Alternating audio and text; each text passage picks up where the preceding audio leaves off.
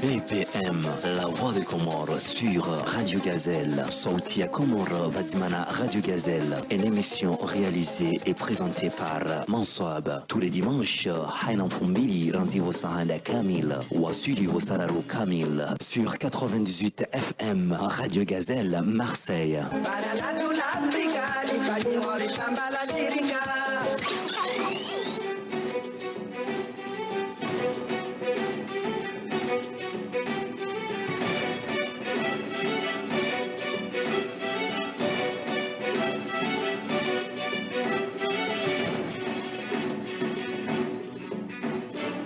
Bonsoir à tous, bienvenue sur la Gazelle. Nous sommes le dimanche 31 mai 2015. Il est 19h pile voilà et puis on va recevoir le frère Dr Sedame Abdillah. C'est son dernier passage à la Gazelle puisqu'il doit s'envoler sur les Comores pour essayer de s'enquérir de la température actuelle puisque c'est la course à la montre. Vous savez bien que c'est dans moins de 6 mois, c'est les primaires concernant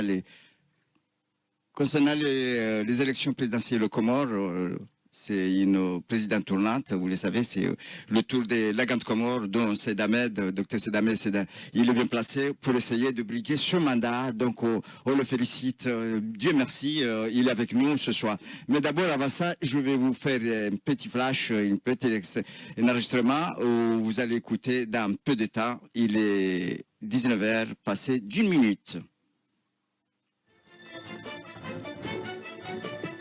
Weshiza tukufuata tukazalisana mama nikajahani kasibadzimala sana tampaka sara kamili ngajo nana haruma mahadisi badzimala manyasi Dr Sedame Abdillah kao nge haruma ziheleza 2016 avril 2016 ngasina miezi mitano wano ngwajo ukaya haruma hafilifu wasana wanjie wajue zijiri haruma yenti ebenge ngamfikiri kangu jo roha na msafara wa masiwani ende aone heliza barizilo hiyo sha mjokaya na mfanyi confiance manyasi wa hauka mundulo na mada ya ushinda yende se Komori kama wabenze babu baraka ngaru mfurishao na hairi isha ngajumu shilia aruma mwisho wa homizi unu ikao ngujoro hazentuzinu endo masiwani 0481 62 62 69 0481 62 62 69 na umambia nukaya usikwa jana wananyasi wahe meshabora au karamboka wanansi wakausherehi umdala haitwa wa marhamu aliswalihi mnua mlazima wajema ngajumushilia wambala akandu nafasa ripare shanga dabor ngajushilia Dr Sedame wazima na sekretari generale mwanyasi alimemwa tina uduaza ukaya ngarjo uishidia mnepindi wa jimbo rangu irje renda rumwe mahalisi hatu. Marhaba menji.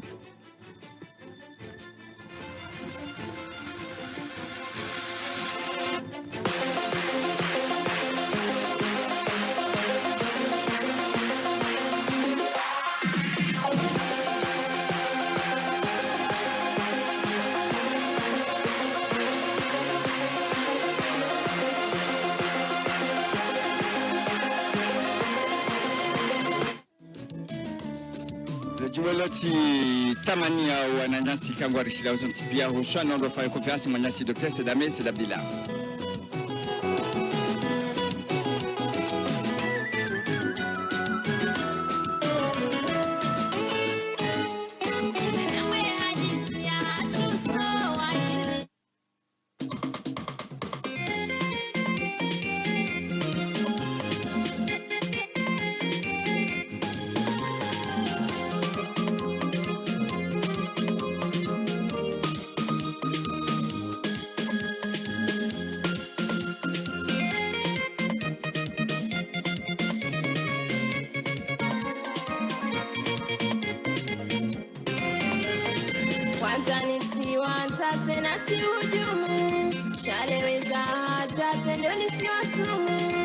Bon, on est en compagnie de notre sœur Najat.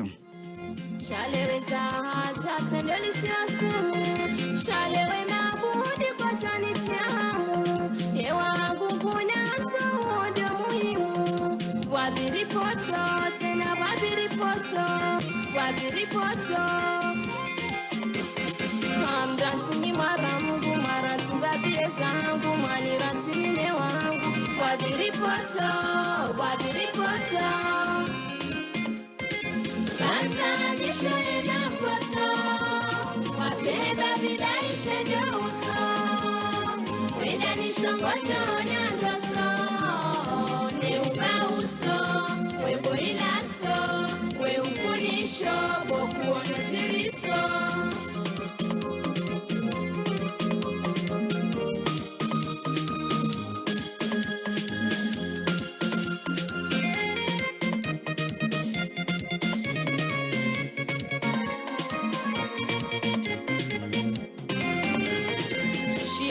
Fulani dolala na tasi, salatu takoti kabati na pasi. Shiabo fulani dolala na tasi, salatu takoti kabati na pasi. Ngamweshelezi walalo ni mapesi, ye urebeta hangu ya diasho ngaifasi. Joa diasho ikamba, tena ganja diasho, joa diasho ikamba. Shao misopoti mema ezaona mnande na kaza na dango chona godito poto Santa nishone na poto Wabeba bila ishende uso Wenda nishongo chona doso. Ben voilà, il est 19h passé de 7 minutes sur la zone de la de Gazelle. Nous sommes ensemble jusqu'à 21h, notre émission tire à sa fin. Dans quelques instants, on va recevoir le frère, président Dr Sedamed Abdillah Baboulaka. Bonne chance, salut. Ben voilà, comme je vais vous faire un extrait de suite.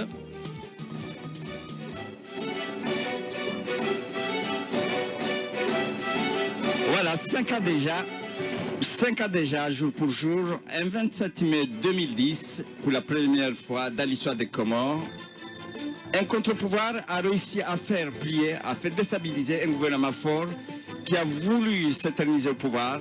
C'était Parti Machiwa, Djirma et les femmes de Moueli, où c'est choix la présidente tenante des Comores. Tapage médiatique, vous allez écouter dans quelques instants.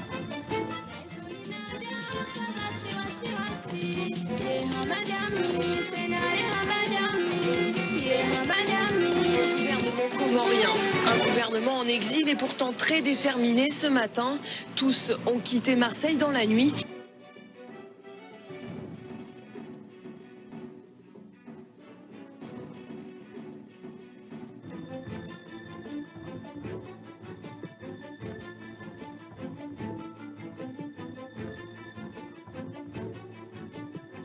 Il est pourtant très déterminé ce matin.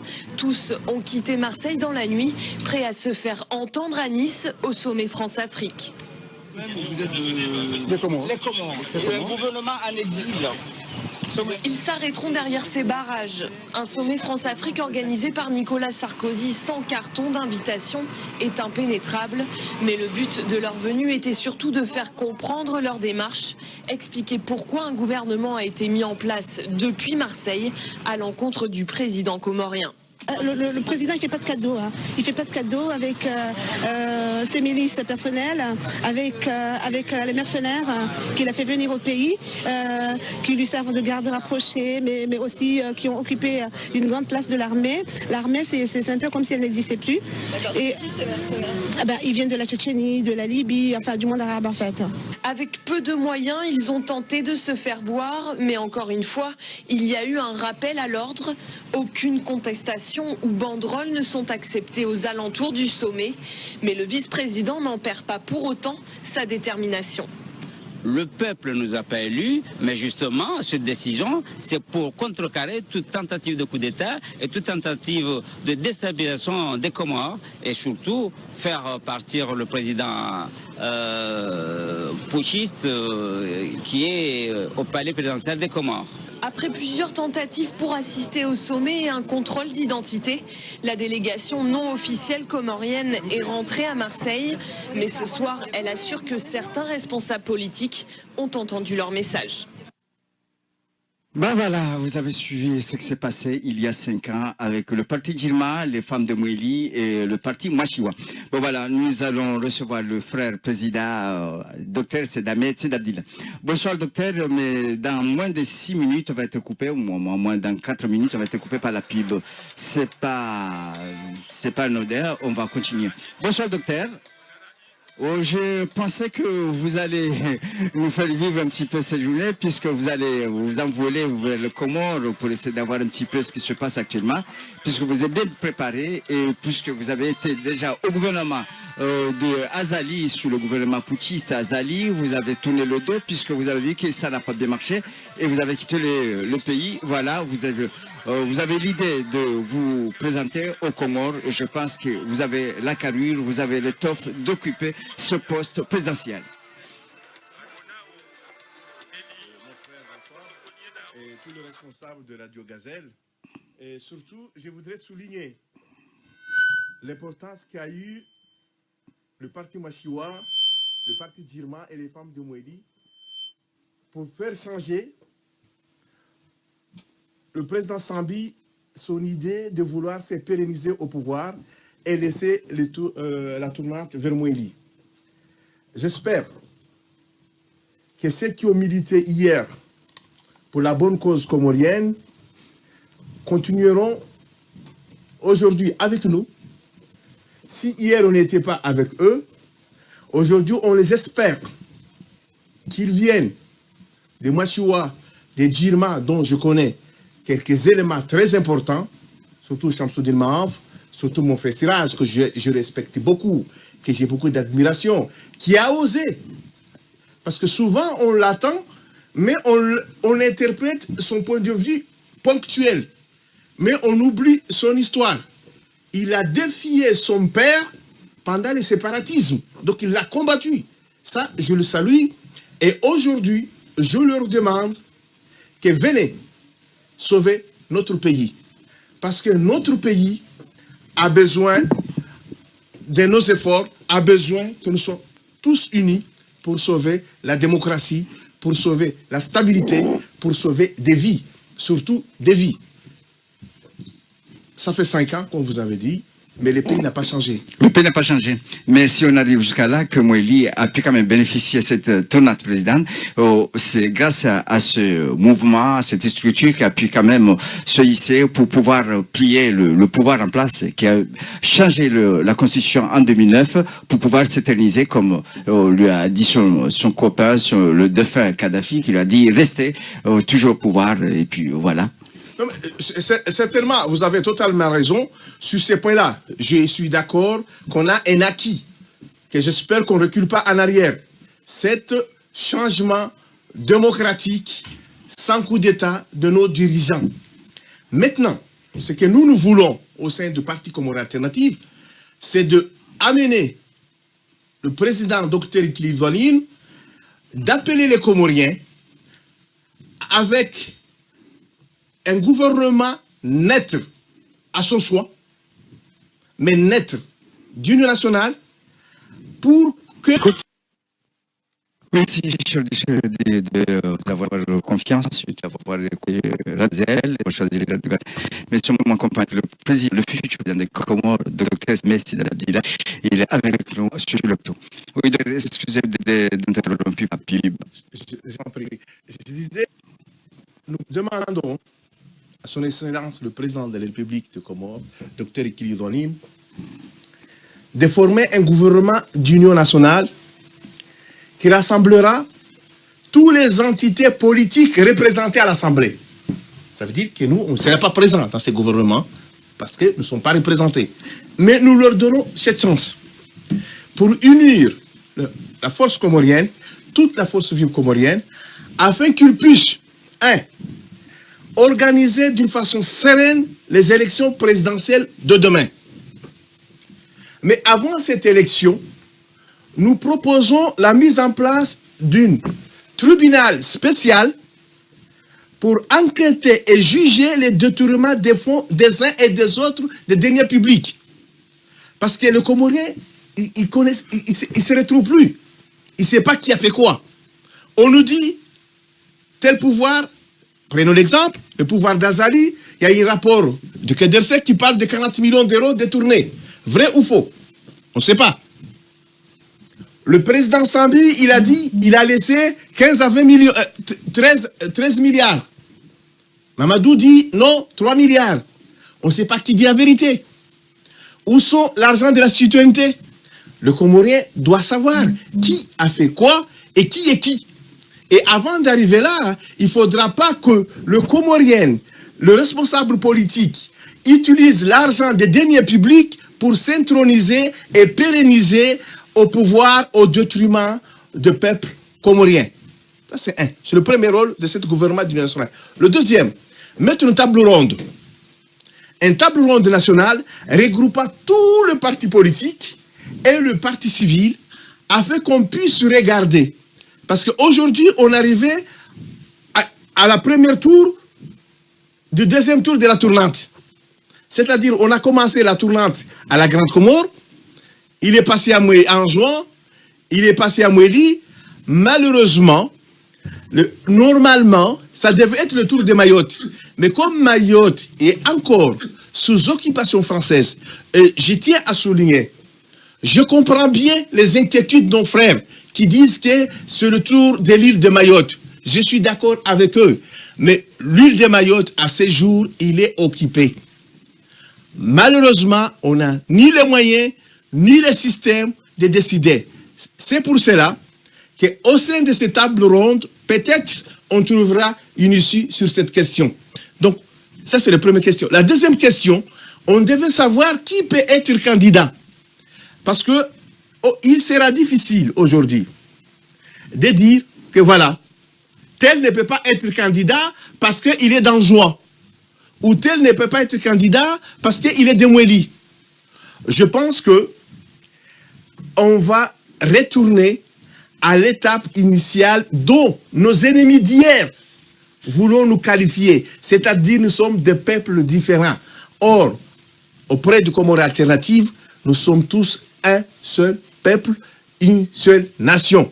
Nous avons nos différences, nous avons nos façons de penser différentes, mais cela ne nous exclut pas d'être un seul peuple et une seule nation.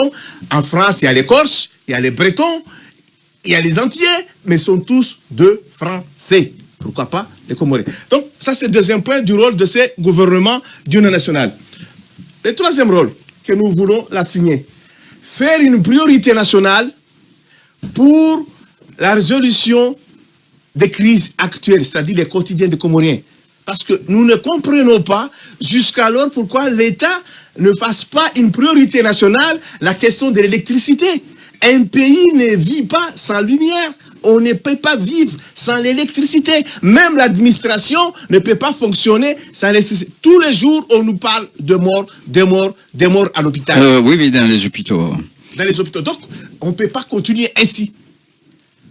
Nous avons l'armée qui doit travailler, on doit mobiliser la jeunesse pour travailler. Nous avons au sein de Comores Alternatives un plan qui permettra de résorber le chômage comorien, de résorber la crise économique, de faire des routes et de faire travailler les Comoriens. On ne mérite pas d'avoir de chômage aux Comores. C'est pour cela, mon frère, je pars aux Comores. Vous savez, depuis 2 semaines... Est-ce que vous avez saisi le président actuel? J'arrive, mon frère. Depuis 2 semaines, je voulais déjà être aux Comores. Vous savez pourquoi je ne suis pas? Un problème d'avion. C'est ça, c'est un dilemme, le problème d'avion. Mais nous sommes des pays insulaires. Nous sommes le seul pays de l'océan Indien et d'Afrique qui n'a pas une compagnie aérienne. C'est inacceptable. C'est intolérable. Et quand on dit qu'on a vendu notre citoyenneté, pourquoi faire? Pourquoi on n'a pas un avion? On ne peut ni faire un leasing. On ne peut pas ni utiliser, comme fait les autres, Air Madagascar ou Air Seychelles. Pourquoi? On ne peut pas négocier une compagnie aérienne. Donc, c'est parce qu'à chaque jour, on nous dit, non, il n'y a pas de place, il y a ceci, il y a cela. Parce que ce problème-là doit être résolu. Je pense que ça, c'est un problème prioritaire que nous devons résorber pour la crise comorienne. Dernière chose, mon frère. Sur la question des élections de 2016, nous avons un problème qu'on essaie d'évacuer aux Comores. On nous dit, les diasporas vont voter. Mais comment? Aux Comores, on n'arrive pas à faire voter tous les Comoriens. Aux Comores, hein, où toutes nos structures y existent, paraît-il. Et comment on va choisir la diaspora comorienne en France pour voter et exclure la diaspora comorienne à Madagascar, qui était le berceau de l'immigration comorienne. Comment pourra-t-on dire que la diaspora comorienne en France peut voter, mais celle des Zanzibar ne peut pas voter, celle de La Réunion ne peut pas voter? On va où là? Est-ce qu'il y a des Comoriens lambda qui est bien et il y a des Comoriens qui ne sont pas bien? Tout ça, quand on est responsable d'un pays, on ne sépare pas les uns et aux autres. On essaie de rassembler. Nous disons au gouvernement comorien, nous sommes d'accord que les diasporas comoriennes participent aux élections présidentielles de 2016. Mais les Comoriens disent Kavanahara Kananro. Il n'y a pas une précipitation et la bonne manière de faire les choses. Nous préférons qu'il y ait d'abord des consulats qui fonctionnent, viables, acceptables à Marseille, à Lyon, à Bordeaux, c'est-à-dire là où il y a plus de 7000 Comoriens, on introduit des consulats à La Réunion. Vous imaginez, on a plus de 100 000 Comoriens à La Réunion, on n'a pas de consulat. On nous dit non, celle de la France, on va voter. Qu'on dise que comme on a l'habitude de faire les majlis dans des salles, pourquoi pas faire voter les Comoriens comme les majlis? C'est pas la même chose. Soyons sérieux. Quand on est responsable, on a droit d'être sérieux. Les élections, ce n'est pas de packaging. Ce n'est pas en faisant une carte consulaire que vous allez être des Comoriens. Il faudra qu'on établisse des critères fiables, viables. Là, on finira, qu'est-ce qu'on va finir faire? Les gens de Marseille vont voter, les Comoriens de Paris vont voter, mais de Lyon, ils vont payer les billets jusqu'à Paris. De Nantes, de Bretagne. Il faudra qu'on s'organise. Si l'État est capable de faire voter la diaspora comorienne, qui n'est pas seulement celle de France, mais il y a de Madagascar, il y a des Zanzibar, il y a de La Réunion, et demain on dira il y a d'Angleterre, pourquoi pas? Il faudra que tout le monde ait le même droit. Nous sommes tous des Comoriens. Je vais terminer sur une chose. J'espère beaucoup à nos dirigeants aujourd'hui qu'ils ne se substituent pas au Cour constitutionnel. Qu'ils ne s'organisent pas à un pouvoir qui va empêcher les uns aux autres. Laissons les Comoriens le libre choix de désigner qui mérite leur diriger demain. Mais avant de leur donner ce choix, je redemande encore qu'un tribunal spécial associant 2 juges comoriens et 2 juges étrangers, nous on a de juges de Transparence internationale, par exemple, qui peuvent nous aider. Parce que vous savez, jusqu'au jour d'aujourd'hui, on est au sein de la zone franc. Tous ceux qui transfèrent l'argent de Comores vers la France les connaît très bien. Parce que ce sont des argents enregistrés, titrés et numérotés. Ici, là où cet argent est mis. Donc, avec Transparence internationale, on peut savoir qui a fait quoi et facilement. Et ces juges-là, on ne le paye pas. Ils se prennent en charge eux-mêmes de venir nous aider. Donc l'État comorien doit prendre le devant avant les élections. Parce que le Comorien, le problème, ce n'est pas de changer Abdou vers Issouf, Issouf vers Hussein. Mais si Abdou va toujours les tuer plus que Issouf, c'est pareil. On a besoin d'une élection qui va changer le quotidien des Comoriens. Qu'il y ait une compagnie aérienne, qu'il y ait une vie continuelle. C'est ce que je vais laisser à mon frère, à l'hymne-moi d'ici à Talé, au niveau économique et de cette situation-là. Mais moi, j'aimerais insister qu'avant les élections, nous devons revoir notre constitution. Et je terminerai sur ces points. Que nous, notre proposition sur la constitution, nous sommes pour la tournante. Mais une tournante qui accepte tout enfant comorien d'être candidat. Ça, c'est dedans. Une tournante, oui, mais on supprime les 3 vice-présidents qui sont inutiles et bijectivores. On supprime les gouvernements des îles qui sont inutiles et bijectivores. Mais on veut des gens qui travaillent au niveau de régions, au niveau des communes, qui sont actifs. Parce qu'on doit impliquer les peuples comoriens, mais pas augmenter les têtes qui ne fait que piler et absorber les 100 Comoriens. Je vous remercie jusqu'à ce peu-là. Oui, mais cher frère docteur Sedamed, mais si on fait la tournante, on permet à toute personne de se présenter. C'est pas une tournante après. Il faut faire national. Parce que tournante, attendez. Le mot tournante stipule que l'enfant qui est où échoue la présidente doit se présenter. Mais c'est tout enfant comorien, toute personne comorienne, il peut se présenter. Alors on abandonne, on abdique le mot tournante. L'idée de la tournante, vous savez, il faut savoir. Hein, je suis médecin de formation. Souvent, vous savez, les Viagra, quelle est l'origine du Viagra? Je vais vous dire. L'origine du Viagra, c'était un médicament qu'on a voulu utiliser contre l'angor de poitrine. Mais il s'avère qu'en l'utilisant, en essayant, en faisant des tests médicaux, que la personne qui utilise le Viagra, il a une érection un peu spéciale. On a fini d'utiliser le Viagra pour autre chose que le traitement de l'angor de poitrine. La tournante a été faite pour démolir notre île. C'est-à-dire que ça a été l'objectif de la tournante, ça a été de amener les Comoriens à la dislocation. Oui, docteur. Ça a amené les Comoriens à la dislocation. Donc, mais on n'y est pas arrivé. Mais l'objectif, c'était amener à un État d'Anjouan, un État de Moueli, un État de la Grande Comore. D'ailleurs, quand vous voyez le président des îles, que Sambi a ramené vers le bas, ce qui était bien, mais l'objectif, c'était nous mener vers la dislocation des îles. Cet objectif-là, il n'est pas exclu, il est encore là. On devait le combattre tous les jours. Mais pour le combattre, on a trouvé quand même un médicament. C'est-à-dire, on a compris que la tournante a permis une stabilité politique.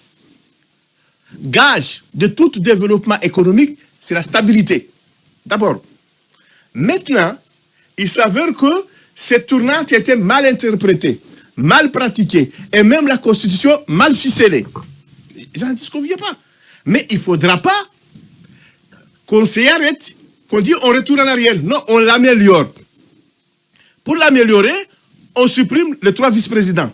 Pour l'améliorer, ce n'est pas les enfants nés de cette île, parce que nous sommes tous nés d'une île, des Comores. Un enfant, parce que quand vous dites il faut que c'est un enfant grand comorien, mais vous pouvez me dire qui est un enfant grand comorien? Parce que moi, je suis né à Madagascar. Je suis quoi, moi? Et c'est lui qui est né en juin, par accident. Parce que la naissance, c'est un accident. Mais l'origine, nous sommes tous un seul pays. Donc, permettez-moi qu'un enfant qui est né à Mayotte, ou qui est né en juin, ou qui est né à Moueli, qui est né à la Grande Comore, juge de la même prérogative. Car ils sont tous des Comoriens. Maintenant, on va tourner au niveau des îles. C'est là l'idée. Ça permet à la Grande Comore, des gens qui vivent avec leur misère, avec leur bonheur, de dire aujourd'hui, on va choisir tel enfant, parce qu'il nous paraît apte à diriger le Comore. Il va choisir 3. Et puis, parmi les 3, ils vont désigner l'ensemble. C'est l'avantage de primaire à l'américaine. Maintenant, on aura un primaire à la comorienne. À l'an 2021, on sera en juin. À l'île d'Anjouan, on va dire, parmi tous les enfants comoriens, on va choisir 3.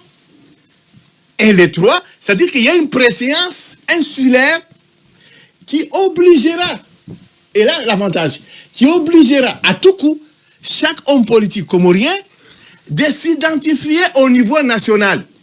Parce qu'il n'est pas garanti que je gagne d'un coup demain. Mais je peux espérer après-demain. Il n'est pas garanti que celui d'Anjouan, il gagne d'un coup ici. Mais il peut espérer à Moueli. Ainsi de suite, les talents, les enfants comoriens deviendront nationaux sans le vouloir. Et je vais terminer, mon frère Mansoab, sur un point.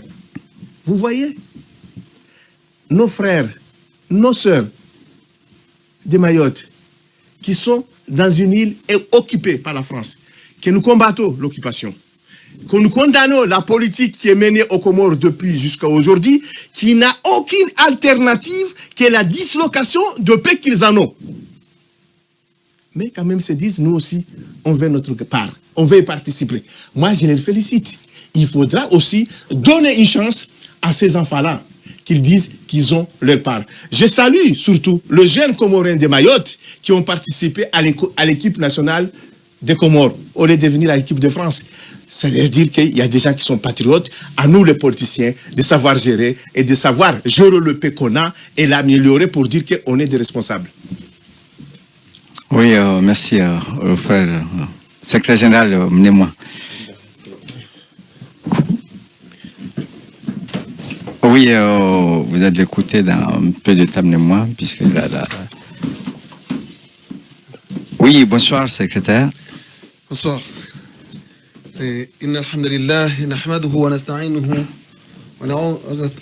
ونتوب إليه ونعوذ بالله من شرور أنفسنا ومن سيئات أعمالنا من يهد الله فلا مضل له وأشهد أن لا إله إلا الله وحده لا شريك له وأشهد أن محمدا عبده ورسوله. D'abord, je tiens à vous remercier tout le personnel de Radio Gazelle et à titre personnel, vous remerciez vous-même, chers frères. Tout d'abord, je me suis bien préparé pour m'exprimer bien en comorien, pour que les Comoriens comprennent. Dans moins 20 minutes, on va attaquer la langue nationale. D'accord, parce que très bien. Nos enfants aussi qui... Ouais, très bien, très bien. Donc, moi, je me pose une question. Pourquoi, depuis 17 ans, aux Comores, on n'en a pas ni des routes, ni d'électricité, ni de l'eau, ni des hôpitaux? Pourquoi? Est-ce de la méchanceté? Est-ce de l'égoïsme? C'est quoi? Et pourtant... C'est difficile à déterminer. Ah oui. Et pourtant, qu'est-ce qu'on peut dire là-dessus? Où est-ce qu'il va l'argent? C'est ce que je voulais en venir. Oui. Où est-ce qu'il va l'argent du hydrocarbure, de la poste? Où vont ces recettes-là? Est-ce qu'on peut continuer encore une fois dire, ouais, par exemple, aujourd'hui, si on me pose la question encore une fois, les 70 000 € qu'on a vendu des passeports, il est où l'argent? On peut continuer à vendre notre identité pour payer les fonctionnaires? Pas comprendre. Alors, cette question ne sera jamais résolue si on n'a pas quitté le zone franc. Il faut qu'on quitte le zone franc, qu'on a une banque centrale qui peut emprunter l'argent à l'État. Et l'État peut payer les fonctionnaires, les ouvriers, pour pouvoir améliorer notre pays, pour pouvoir construire des routes, avoir des centrales électroniques et d'eau, et aussi rénover nos hôpitaux. Un pays ne peut pas survivre avec des devises étrangères.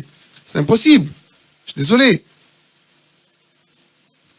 Sous ce, voilà une raison pour laquelle aussi, on dit si demain, le peuple comorien nous donne le pouvoir, la première chose, c'est de regarder où est-ce qu'il va l'argent. Il faut, comme il a dit le président là tout à l'heure,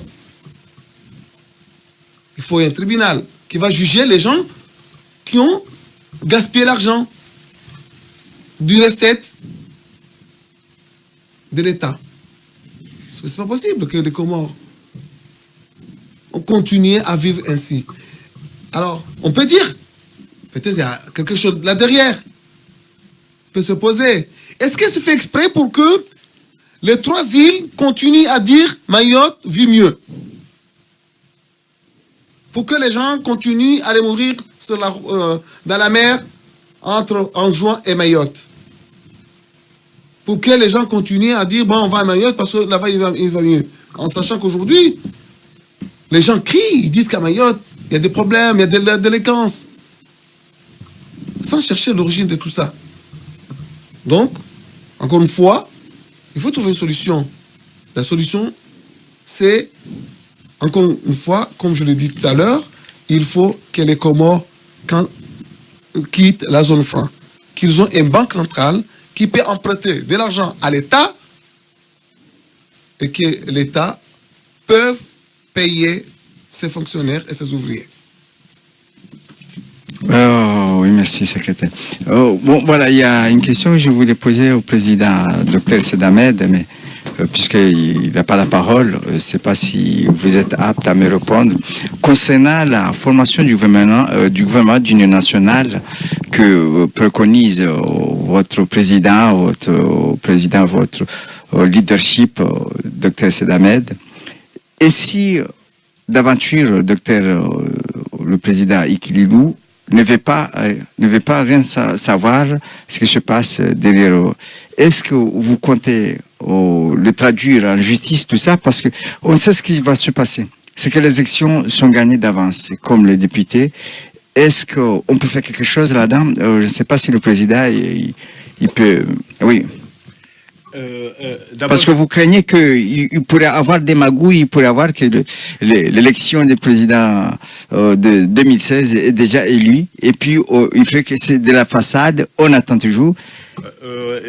D'abord, je voudrais vous revenir un peu, comme a dit notre frère, notre vice-président à Valence, vous précisez, c'est le vice-président de notre bureau dans le Rhône-Alpes. Il a bien dit que le Comore doit être indépendant. Mais cette indépendance aussi, à nos hommes. Parce que nos hommes politiques, quel est l'intérêt de Dr Ikililou de mener le pays au feu et au sang?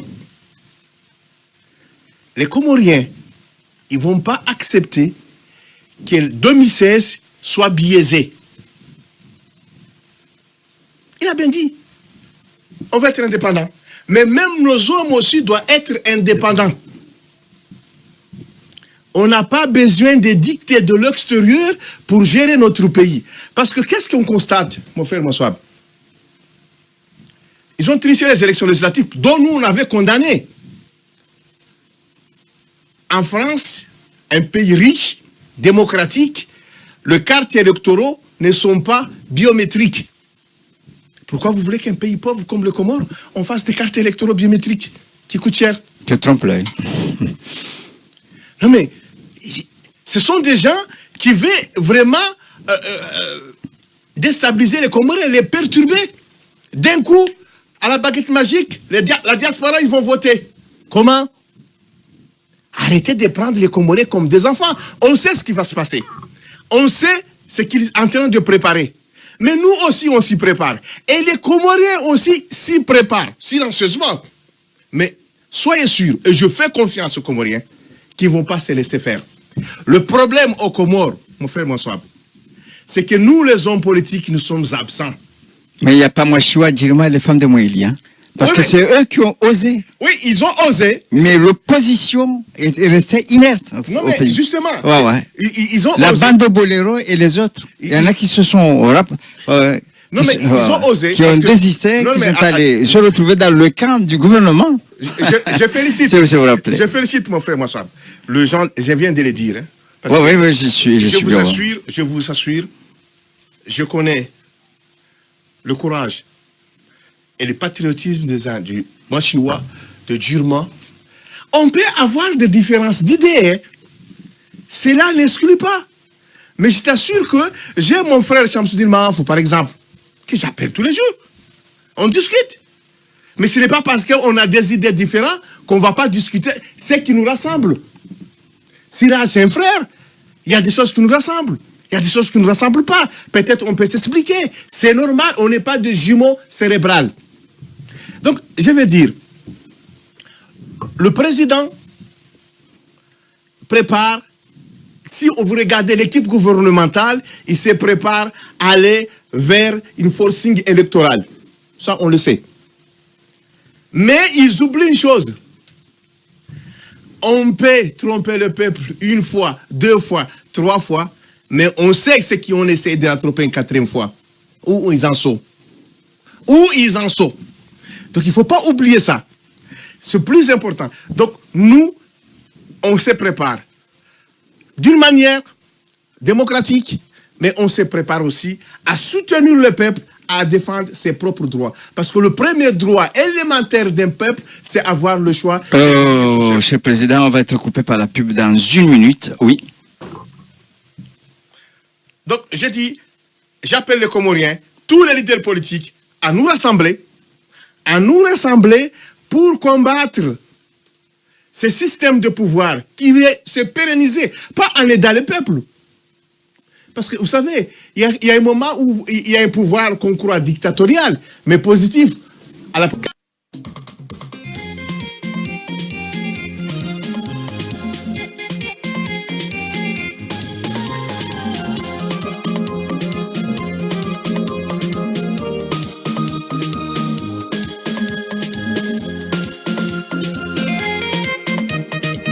Oui, merci. La suite du programme avec le président, Dr Sedame Sedabdila. Bon, je vais vous donner les heures de la prière à partir de 21h, on est le 31, de 21h49, c'est 21h26, pardon, 21h26 c'est Maghrib, et 22h49 c'est l'Inch'Allah. Voilà, ça commence à faire un peu trop là, c'est pas grave, ça, on va aller jusqu'à 23h, hein, vous savez, le Ramadan dans moins de 16 jours.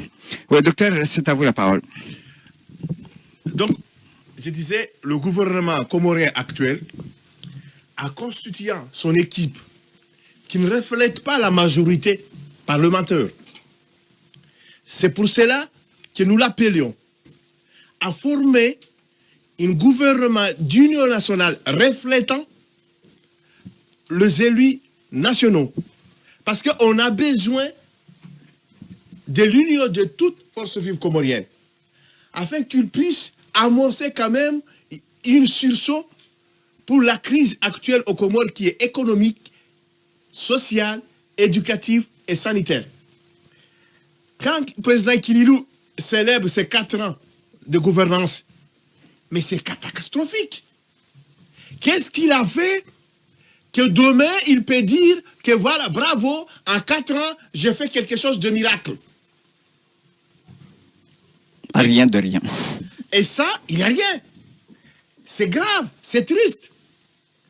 Maintenant, on essaie de vouloir laisser les Comores en lambeaux. On essaie de mettre les Comoriens contre les autres Comoriens. Ce n'est pas la politique que nous préconisons. Et nous souhaitons la bienveillance, la sagesse de Dr Kilivaline et la pitié. Parce que ceux qui sont avec lui aujourd'hui, qu'ils soient vraiment certains, ils n'en seront pas avec lui demain, dès qu'il aura quitté Petit Salam. On en a vu beaucoup aux Comores. On en a vu beaucoup. Et les Comores, qu'ils le veulent ou non, ça va changer. Et 2016, ce sera avec nous. Parce qu'on ne va pas se laisser faire. Les gens qui ont ruiné le pays, les gens qui ont détruit notre pays, méritent autre chose que nos palais présidentiels. Et ça, frère Monsoab, si Mouachiwa hier était active, si Djirma hier était active, si les femmes de Moueli hier étaient actives, nous leur demandons aussi aujourd'hui, parce que la tâche n'est pas encore finie. On est encore au labour, on doit continuer à se battre. C'est notre pays et nous appelons à tous Comoriens. Parce que nous sommes tous responsables de ce qui nous arrive. Notre silence est complice. Notre silence favorise ceux qui veulent détruire notre pays. Parlons-en, discutons-en. C'est parce qu'en parlant qu'on peut trouver une solution positive pour le développement de notre pays. Je n'accepte pas la fatalité. Je sais que nous ne sommes pas nés pauvres. Je sais qu'on peut s'en sortir. Mon frère Aline m'avait expliqué. Il a dit comment se fait-il qu'au Comores il n'y a pas de route? Comment se fait-il qu'au Comores il n'y a pas d'électricité? Or, à l'époque d'Abdallah, c'est vraiment inimaginable. De 78 à 89, on avait les routes, on avait une bonne éducation, on avait peu de médecins, mais l'hôpital était bien. Et les responsables, à l'époque, ils n'avaient que deux choses qui étaient différentes des autres. La première, ils savaient la notion de l'État. Ils mettaient l'ordre. Quand vous étiez ministre, vous étiez ministre. Quand vous étiez directeur, vous étiez directeur. Aujourd'hui, on ne sait pas qui fait quoi. Ça, c'est important. La deuxième, et ils avaient l'amour du pays. Nous, les jeunes cadres aujourd'hui, on n'a pas cet amour-là. On n'a pas cette volonté d'État et c'est dommage pour l'avenir de notre pays. C'est pour cela que nous souhaitons un sursaut national. Nous souhaitons un rassemblement de tous les Comoriens pour sauver notre pays de la misère, pour sauver notre pays de l'obscurité. Vous savez, quand il n'y a pas de lumière, ce n'est pas seulement le bas peuple qui souffre. Parce que nos ministres, ils ont tous des groupes électrogènes chez eux. Mais l'administration n'a pas de groupe électrogène. Les hôpitaux n'ont pas de groupe électrogène. C'est le peuple qui crève. Je vais vous donner un exemple précis, que je pense que mon frère, vice-président de Comores Alternative, l'a souligné. On a vendu nos passeports. On nous dit 70 milliards de francs comoriens. Qu'est-ce qu'a fait le gouvernement le plus intelligent que les Comores n'ont pas eu à voir? Celle de Kililo avec Mamadou. Ils ont mis l'argent dans un citerne. Et cet argent-là, ils prenaient à chaque mois pour payer les salaires. Mais les peuples, ils crevaient. Ce n'est pas une solution et ce n'est pas la manière de gérer. On aurait pu prendre l'argent du passeport pour faire des routes. On aurait pu prendre l'argent du passeport pour investir dans des compagnies aériennes. On aurait pu prendre l'argent du passeport pour faire les hôpitaux. Il y a quelqu'un en ligne, docteur, il veut poser une question. Essayez d'écouter vos propos parce qu'il nous reste encore 5 minutes avant d'arriver à la langue nationale. Allez, Marabout, vous écoute. Là, j'ai voulu poser une question à monsieur le docteur. Mais vas-y. Oui, comment allez-vous faire changer les Comores dans l'immédiat en période de 4 ans de mandat et dans un pays qui est dans l'injustice, sans hôpitaux, sans éducation? Quels sont vos moyens? Miracle. Merci beaucoup, mon frère Marab. D'abord, pour me poser votre question est très pertinente. On n'a pas de miracle. Hein. Ça, je vous promets, on n'a pas de miracle. Et vous ne verrez jamais ce que vous n'avez pas vu quelque part ailleurs. Moi, j'aimerais gérer les Comores en regardant l'île Maurice, comment ils ont fait, en regardant comment les autres pays ont reçu. Je n'ai pas des choses que j'ai jamais vues, que je promettrai aux Comoriens. Qu'est-ce qu'on va faire demain, dès qu'on a le pouvoir? Le premier des choses qu'on fera, c'est de rendre le travail aux Comores obligatoire pour tout le monde. C'est-à-dire, quelle que soit votre formation, mais vous nous dites ce que vous pouvez faire dans l'agriculture, dans la pêche, à la route. Si vous n'avez pas une formation adéquate, on vous mettra au sein de l'armée. Et la justice, mon frère. Moi, avant même d'y arriver en 2016, je demande que la justice soit rétablie. Parce que le problème d'un pays, c'est deux. D'abord, l'ordre et la justice. Si on n'a pas la justice, on peut tout promettre, mais il n'y aura rien. Et cette justice, j'aimerais l'établir, moi et vous. Parce que le problème aux Comores, c'est que on n'a pas l'ordre, c'est-à-dire l'armée qui doit assurer la sécurité, on n'a pas. On n'a que 2000 soldats. Nous, on va rendre le service militaire obligatoire pour tout enfant comorien de 18 ans. Deuxièmement, multiplier par 10 le nombre de notre militaire. 2000, c'est peu. Il y a des gens qui disent non, mais on n'en a pas besoin. Non, si, on en a besoin. Ils ne seront pas obligés d'être de militaires en service. Mais ils peuvent être des réservistes. Mais quand on en a besoin, ils sont là. Parce que, je vous dis, M. Marab, quand le procureur condamne quelqu'un, il descend au village. Mais la personne qui l'a condamné, s'il n'est pas en sécurité, sa famille va le tabasser. On connaît notre pays. Je me souviens d'un homme politique comorien qui a critiqué d'un ancien directeur qui a détourné des fonds publics. Son fils est allé tabasser. Personne ne l'a défendu. Mais on doit sécuriser à la fois nos juges, à la fois ceux qui sont qu'on détourne leurs biens. C'est-à-dire que le peuple doit être sécurisé et le juge aussi doit être sécurisé. C'est pour cela que je dis, mon frère Marab, je n'ai pas de miracle. la solution de Comores, c'est à moi et à vous. On ira ensemble. C'est pour cela que je vous le propose de maintenant, que vous sachiez toutes nos propositions, vous l'améliorez, vous l'accompagnez, parce qu'on n'a pas de solution miracle. Ce qui est sûr, je ne vous promettrai jamais ce que vous n'avez jamais vu.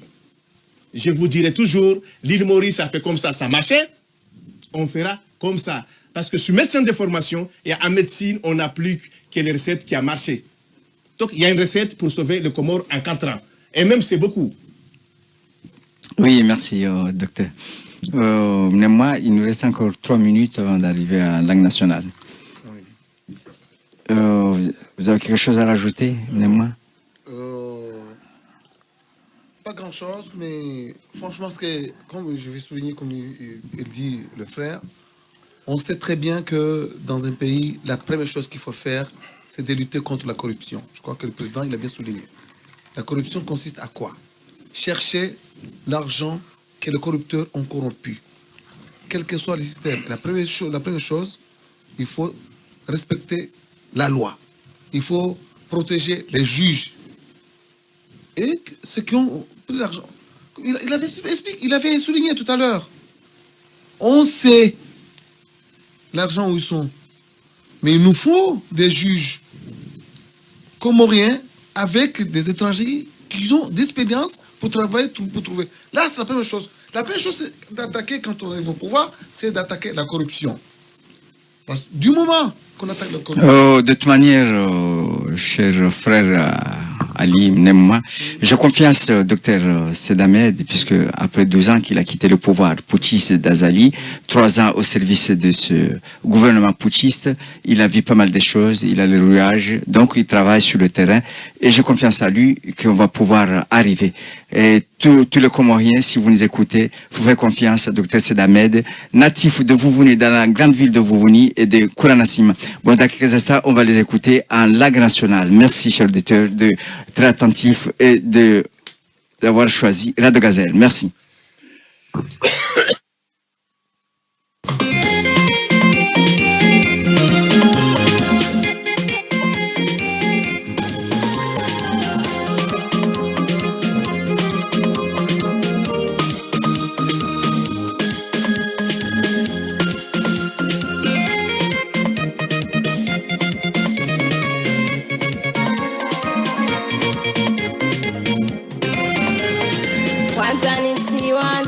Nati hujumu shaleweza tate ndo nisiwa sumu kwanza nitiwanza tena ti hujumu shaleweza tate ndo nisiwa sumu shalewe mabudi kwa chani chamu yewangu kuna tuhudu muhimu wabiri pocho tena wabiri pocho Mamdansi ni maramungu maranti babie zangu maniranti mine wangu wabiri pocho Kanta nishone na pocho wabeba bila ishe jo uso Wenda nishongocho nyandoso ne uba uso webo ilaso we ufunisho boku onesiriso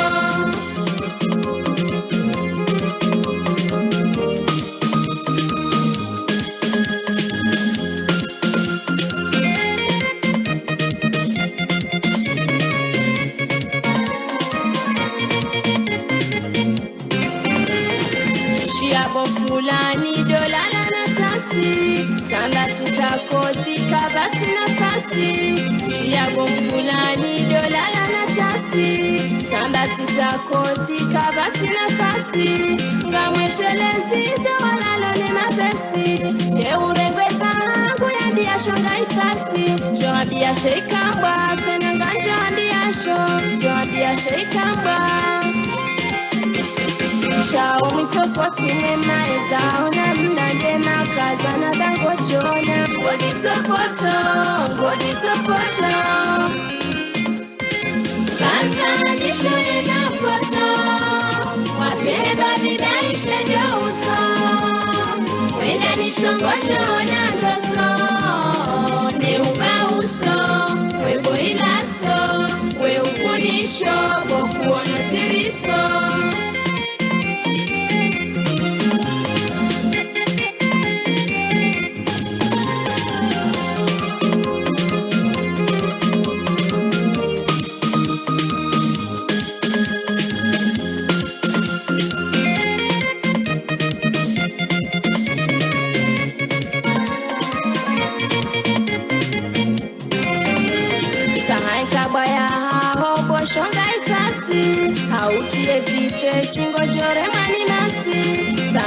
mbaya hao boshonga ikasi hautie vite singochore mani nasi seichao mwisa we utane dasi tena iso minadao kabati wasiwasi ye hamadami tena ye hamadami katina ito tingami dozi juabo fulani ukayabona wafuhami rantile poto Santa mishone na poto wabeba vidaishe ndio uso wenda nishongocho na ndoso ne uba uso webo ilaso we ufunisho wokuono siviso Santa mishone na poto wabeba vidaishe ndio uso wenda nishongocho na ndoso ne uba uso webo ilaso we ufunisho wokuono siviso Santa mishone na poto wabeba vidaishe ndio uso wenda nishongocho na ndoso ne uba uso webo ilaso we ufunisho wokuono siviso Santa mishone na poto wenda nishongocho na ndoso webo ilaso. Marhaba mji washizi watukufu wa Hera do Gazelle Salamana Malja hanga sibazima dasina nyata mpaka saa raru kamili nga juu shilia mwanyasi Dr. Sedamedi au mwene sanambabi ya banawajahe na inga msafara wa haraka na mwanada mui na mumnike konfiansa ya kemru wa karumwezi azali hauno zinji ya rumamako na miili haji prepare venga wati mduka wa nguchanda na mihono mirufu shawo mdu ujozo afanyao. Marhaba mji nga juu shilia. Assalamu alaikum. Assalamu alaikum wa rahmatullahi wa barakatuh. Yahandania mshukurio madhamana wa Radio Gazelle orinika za mikro za hawo rieleza ze fikra za hatu na ushikiria wandu warishili yao hili rangise ze fikra maana masha Komoro alternative nisha makao ngiona hadafu muhimu ya hayo ke Komori ke huria harmwa ankiba ikena huria harmwa shemede shansi yani ngendo mbio ihunde dalao haina zingiri ya zia Komoro itonde la usoni alafu rizoea sina muda ka haina mahamine abahira da hamami tano si utungua raisi wa daula ikawo abahange ija harma kalima iparo turnanti haina isiwa nga utunguao rais wa hao wajuko balie masio harma mahamid tano homsa jaulio harma zentiu zinzijao rijohanza serikali ya Dr. Ikilirwanin ione namna inroaji ya utsahanzia ya uvukisha wa Komoro mananga sina mahamile rangwalo na usukani hema wa Komoro karjawana ndongo za nyumeni haundongo zaendela usoni ya husu emaisha ya hewa Komoro shausikitifu emaisha nga umai hausikitifu haina usiku wanunga ufolo pitali hatabu ya mwenje hausikitifu zenzia ngaziwo wandu na hizo nazijokana mezi mgungu mlindo ngujo humukumu haya hizo shasisi wa Komoro ngasi madhamana hoto mrihize dosi uha zenegozinize jiri lazima iyo haki na iyo farlu hatu juu rimweshelezize ususwan ka emasi wa Komoro emasi wa Komoro ngangamiao hawandu wararu yahandani ne mongozi msiasa wando ngamize emasi wa Komoro owavili ne mongozi wa dini wararu ne mongozi wa milanansi yabwe kangana nzori vukishe emasi wa Komoro wandu wanuo wararu lazima watsangasi wa bazima wahunde ndrazi wavukishe masiwa 2016 ngarendo arma voti uchaguzi wa rais wa he masiwa yo marar ya lonisho ibaki maore ngarumbo mungu riwanilie rihunde harmesha ya shahatu madame maore ke jarejei yabo ngasi wajib ze vote zinu zijiri ngazija sharjomba rais Ikilirwanin yakena muwa iman yaanze nti hahe ya henti sirikali ya mtsanganyiho ehe wandukawo wangaona mawakala harme assembly sindasi para si carton d'arme sirikali shangarabo yafanye sirikali ya mtsanganyiho ya wandu walona mawakala harme assembly hili wafanye ya handani waheti mahakama maususu haina mri ya hiba mali ya daula ya tundwa ya hukumulwa ya hatiwa bana lazimu ya kei yondi handani yani bakembaindu parwao tribunal special maana mahamena fukara zijao zinu ezabira rangu 2001 hata 2015 emasio akomoro bajiri msanja jamwinji katsombe zabira ngabzozi tunda wenda iho shana angalia zinu mana wala wandu wariruma hata banu gwanzo warudiwa votewa na bongwanzo rumia la mali ya dola kangarisina wakinifka owenjini mwa wazirenge wanzo rudi warumile wabaki no wakomoru ngwatsungwa ngabia haina usiku donc Johanza esirikalia ifanye tribunal special yondi handani ya bili wahanti wa mkansi wakisiasa no wandu wa societe civile no wandu wa milanansi hili wangalie sharia shakomoro ini ya heturnati ritizie shari rekebeshe manabano ilisafanya turundaro yabo wakati ujaa usiangalie ezakiri nezatsukiri na sisi harumesha mashakomoro alternative ngaraminio kana mengoromo za tsukiri domsajaja wa hezezi zinji nande ma vice president daru garumbo mungu wajoka harmele tengwa hilo zilalusiwa nando gouverneur hezisiwa ale serikali hezisiwa lazima zilalusiwa wafanywa mabavu itoka na yezi itoka na pwa sisi ngarombao harme turnatino harme haina mwana mkomoru yani kiwa bahati ende kandida harme zisiwa yani ezisiwa na tsunguwe haina mru wa mwanzao ekaza la maore ekaza la mzuani ekaza la mwali ekaza la ngazija maana sonti pia si wa Komoro na mimi manzoneleze wanama wa Komoro ususwani wanama walwarma shamasha Komoro alternative kwa mngolo mwao kwa jekawelewa zefikira za hatu ususwani hokubali kandidaturi ya rais mzamani Sambi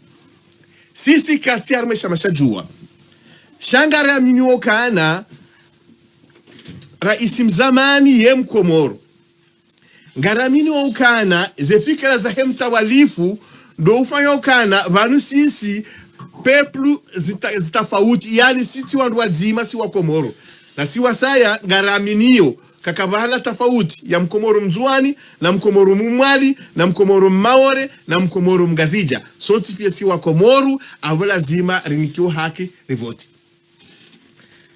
ya sari jomba harmaze fikira zalaia yukae diaspora wajojo uvoti sisi armesha masha Komoro alternative ambese rangu 2009 lishemeza uka yahandani haina bahanu valo wa Komoro 7000 Comoriens wake consulat general yabo leo ekangara nzuri fanya vote hema Komore wa diaspora itikende diaspora walo Faransa bahi yondi handa manavano ngabo diaspora wa Komoro walo Bushini ngabo diaspora wa Komoro walo Zanzibar ngabo diaspora wa Komoro walo La Réunion ngabo diaspora walo Faransa yabo no wakesawa yabo muhimu ya handando hansi ze consulat à la fois la consulat jo hansi ti consulat ya udo inji ya Misirini wamba si consulat chaque consulat ijoka na bureau ijoka effectifu hililisane emasio wa Komoro yendele usoni haina mwana Mkomoro ya recensewa vania liyo manabana mata unu Faransa yabo mruto Marseille na Paris kanojo voti ekakarja tsanganya ze consulat haina vanu ya lazimu consulat ke karibu na Komoro wabonze iyo ndo pande wa heze voti ne tableau ronde riombo mungu serikali ifanye ipare wandu pia watiambe kanda wanu waje wanu watsije ngarombo mezi Mungu wandu pia waparwa hili lishinde rendele usoni harma omsajaja ulokomor rutowe manabano ngarombawo serikali ya Dr. Kililo itike inde cour constitutionnelle shahaina mru na kena udhamana wa hahe yafanyeza mlazimu yenamna sharia shamhansi na rihensi mkonti ijotongeza haina mwana mkomoru ngujwa hiska weidhamana yabo ndabo ensi hatu ujenda usoni na sisi ngasina tamaka serikali yinu kwa nofanya msajaja maana ekaudanzo te msajaja yabo iola ituri ya mwali ke jarba la marunda sharba la tabu zindoaji na hizo tinizorombao ngarombo Dr. Kililo yatimize mandaha ya amani shana kubalukana mahamine kajashi na ufanya ndongo yawe maha mzima wabaki tinabu kwa badili ndongo au jofanya ndongo za muhimu aweza biraziviri yawezi hisa isanga manabane manda ya presidence yo mahamine shawo muhamzimeni ka yonjezoni sambi na abo izafanyisha riwono karjaona marunda ya heyenzi ya mahamine ya Dr. Kilidhalin na kirade hansi gouvernement d'union nationale ijo reflete ya assemblée hili ekomoru endele usoni maudu watsungue makala wa hao ngamkazo yabo hili ndeti manama alimlemwa ya endi mfikiri ndele bakshada kambili na sindaruma e pibungi mnemwa jarenge hambanga unatamaya ukaya Kililo joshia izwe maraia nane ze parti politiki wa Johanza yafanye ngaona makinuka ya ngujishia mwanasi daktari afikirika Dr. Kililo yeti mruguguru ngamombo Mungu kaungujishia manabanu ngawona mnambili ya ushia ekari mwambia kajeshia wanalamu ngwajo mwishileziza na banu hususan tikatsi sindia upando uoka banega ndaro mwezi wa tsumu sabo kana wandu wararu wangambize ntila si wandu wa siasa wandu wa dini na wandu wa milanati ngari njarma mwezi wa tsumu ngamombo Mungu eka maudu Kililo harmeze darasa za mufti ya mweshelezize namna Omari haumtume yakaya ne namna yaliyo manabanu haina mrudha maana mtume sallallahu alaihi wasallam kana kulukum rai wa kulukum mas'ul an rayati yabo sonti pia sima zo maana rangu mafundu wa dini rangu wandu wa siasa rangu wandu wa milanati yabo haina mru na rekebeshe saidiensi ila ba wakomoru walemewa wakomoru hanzensi ya hao wakomoru hanza wasane wa saidiensi hao shasisi wandu wa siasa si wandu wa dini si wandu wa milanati ngaru watabishao ngaru wa dhulumu dokna sane rekebishe doka mambo Mungu ka Dr. Kilidhalin ngujoishia na kaka jeshi ya wakomoru ngwajo mwesheleziza kaka jeshi ya mufti ngujo mwesheleziza manabala o muftora olanguri bone serikali yabo naambeze haki za wakomoru hili ensi ila itsangamie enti ende usoni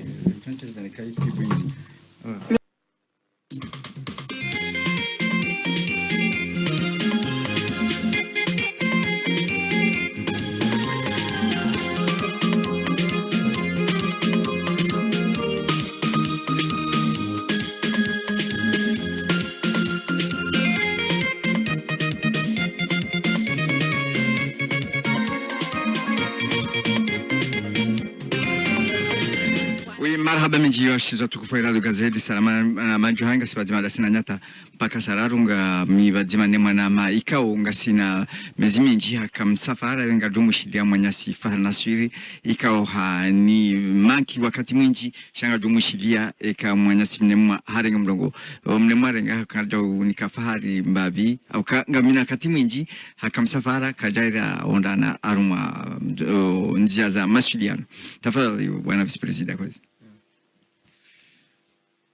إن الحمد لله نحمده ونستعينه ونستغفره ونتوب إليه ونعوذ بالله من شرور أنفسنا وسيئات أعمالنا من يهدي الله فلا مضل له ومن يضلل فلا هادي له وأشهد أن لا إله إلا الله وحده لا شريك له وأشهد أن محمدا عبده ورسوله وتكفوه راديو غازالي نويشيليزي وهايو.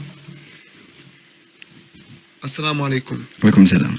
Nadhani ngamumbesho ni marhaba hususan de mwana Manswab hutukufu ikao dornikao rejabanu releza fikra zatu ngamumbodu Mwenyezi Mungu ajali waswili inshallah niombe dua Mungu ajali radio yenu izidi haju mwepone shari na matumai Mwenyezi Mungu ajali ondu kando anono wadu anzo minya radio yenu Mwenyezi Mungu ya wa baze inshallah taala sha maskini ngamina alaika ngamjuziso mwana Manswab inuma hakumina mfukare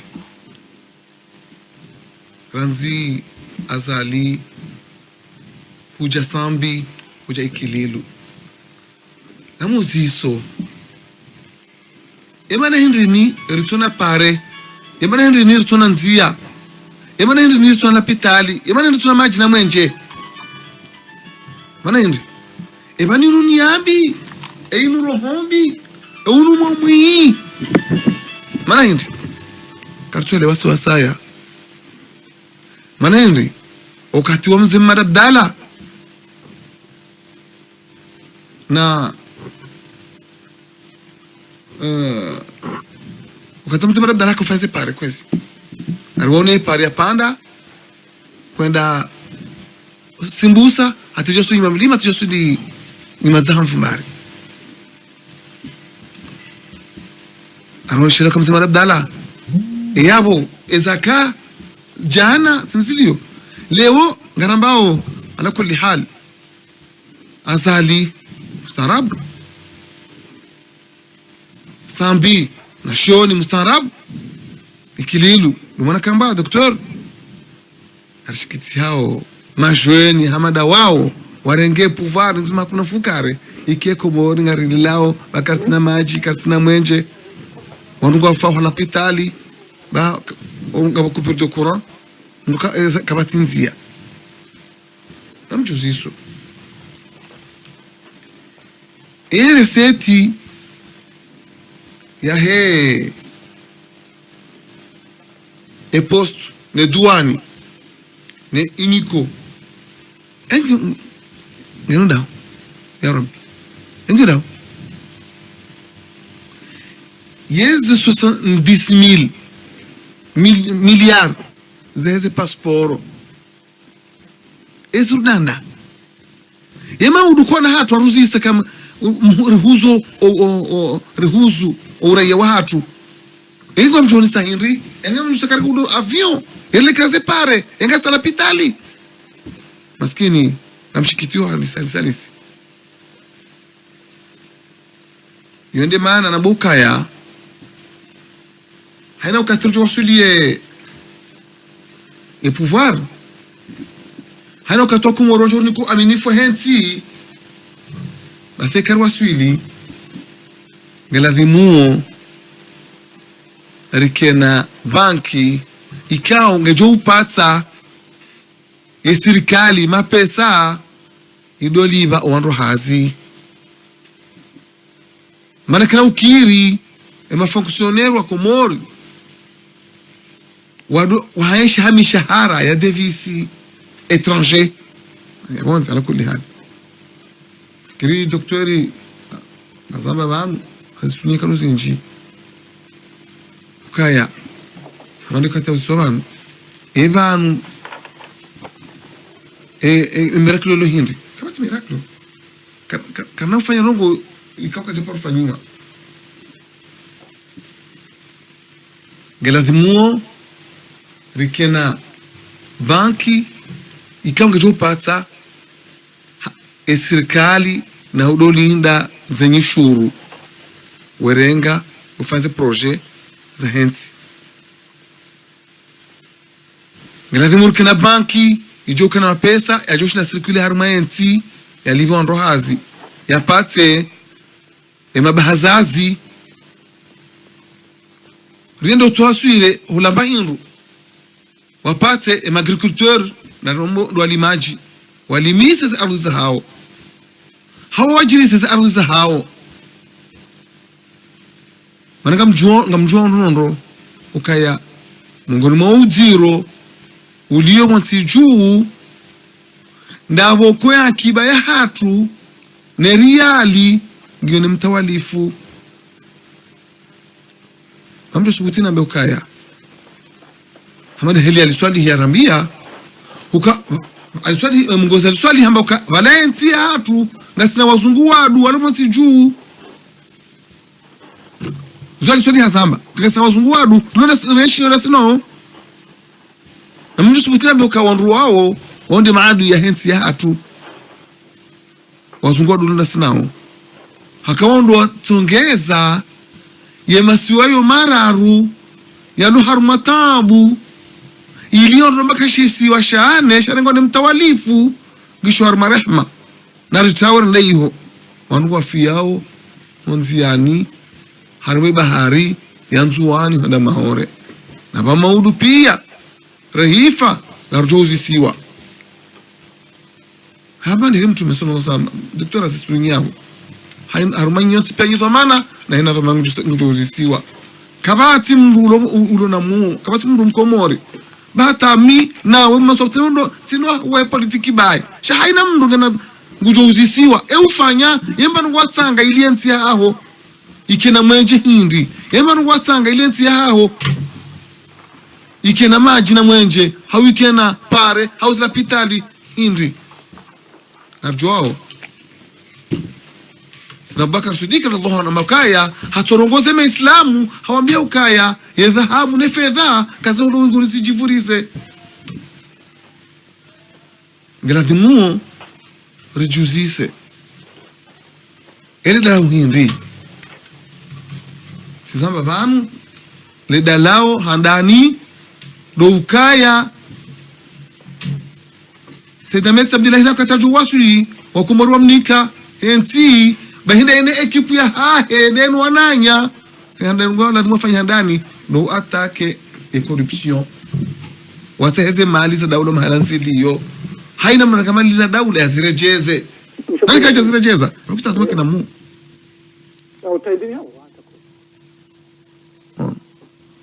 hakika rejeza za daula handani gasu atarjoka hudo munda mapesa asai yaonga John so lekeza zepare ilekeza za pitali iti rtie imagine mwenje siparo samba banu ukaranzido skudu ne umbate jore leo kena to kiritu kana shirika zima la maji na mwenje lende sema siwa izo rabo kena to kana shirika zima la maji na mwenje harumashi swa shangazija shishi ndende so mwenje ranzifa jua hata josu ni majini hata wajua hata wasude mahame washi direje ya dimani izo rabo anakudi hali ngaladhima bu solution par yamba banu ngaladhimu rediviser masiwa par région gazija région laru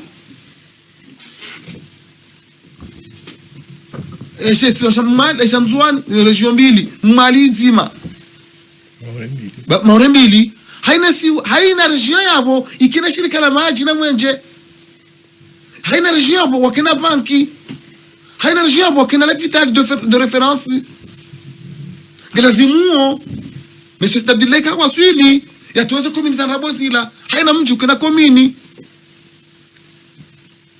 ikamona komini haina ya komini Galadimu resanse wajueze ardhi zilobure tsolima wambie mwinyi Galadimu ardhi hawili mise katama pesa Galadimu do banki enda parema pesa ya limi ya ngaro hazi ya watie ya walimise tadoriti wanwana nyasi waja noboza hukaya riki lazima kana siku social komo siparu yamba bantena siparu yamba sheyo kana ujivuriza ngelazimu haina mkomori afanye hazi mwana maswabo chunondo halmenti liyo inu ngabe siku social shaka mutueli haina mgeni sheyo mduko ti social ngar kotizeu na kana kotize kartina hazi ngelazimu haina mkomori estatimise 18 ans yafanye hazi haka tufanye hazi ya karma formation kwa usomo hazi halafu ruango ndio kotize eka kotize ndio jona mapesa ritie security social nziani haina mkomodi ajosuanye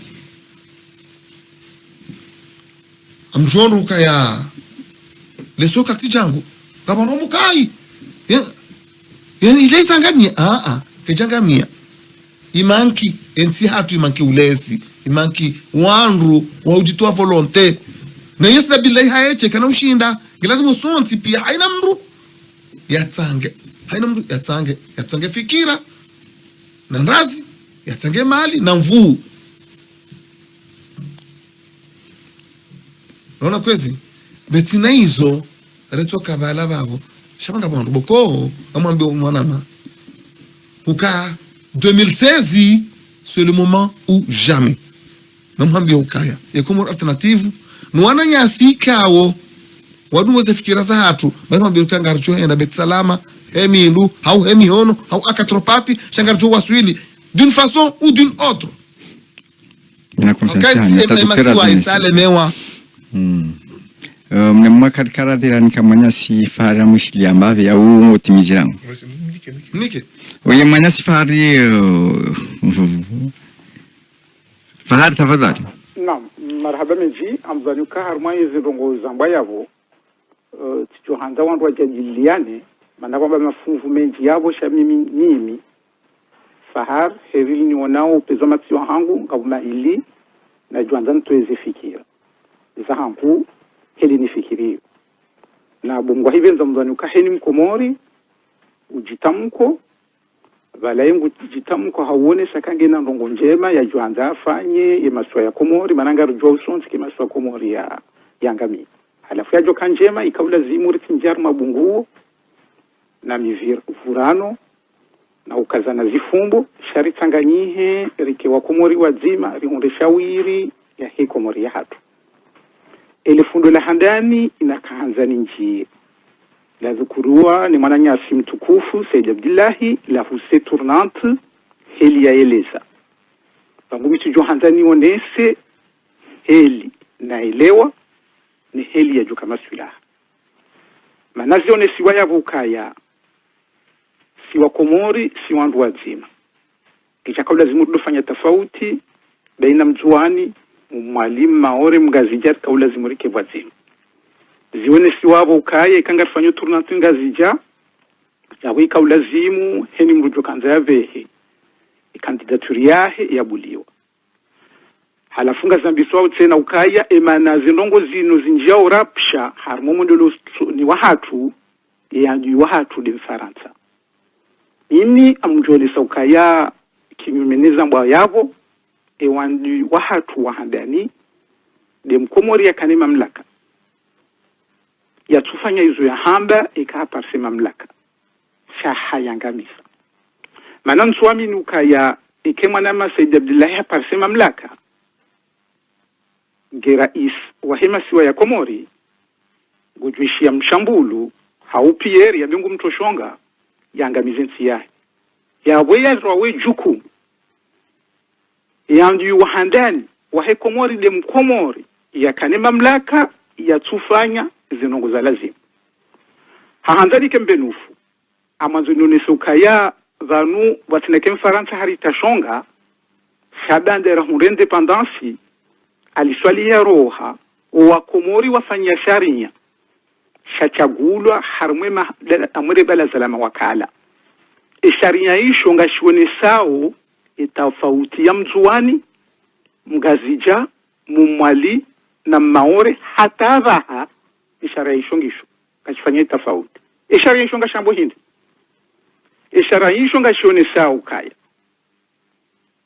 kama na nyasi mzuani hawaswida kwa mtungorenga mfama mzuani tudorenga mumwali ya wakimasiwa harumashe siwa shangazija kulangazija basi sharia shafanyi waranzwa katama jabdelata baha ngasione weke mzuani woi ulatido hao ngazija ya sababu hindi hasibabu ukaya sharia shone so ekale wo abuju wa mshangama mungazijani na mzuani wafanywa hazinzima harwe fonction publique ya komori umshaharango kumzima ikawa kwa lazima walivwa milero waili walivwa milero shaola mzuani haja kazi zomba hinri kwa mlo indemnité de logement ya 50% ya mshahara wahe ani harwe mshahara wahe ngwende engeziziwa ele dakia ikawa rwanyisa madakia mailo mshahara wahe awizo 500 euro ngudanikiwa 500 euro ya wajiri nyumba